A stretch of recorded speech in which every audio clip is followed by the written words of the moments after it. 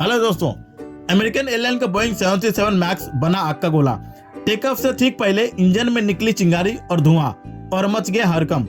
टम्पा airport America. एक Boeing 737 max में 174 यात्री और 6 क्रू मेंबर सवार थे।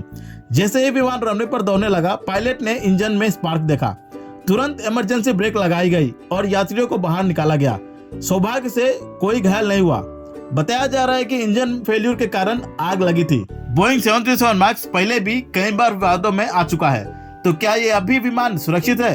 आपकी क्या राय है? कमेंट करें और ऐसी एविएशन अपडेट्स के लिए चैनल को सब्सक्राइब करें।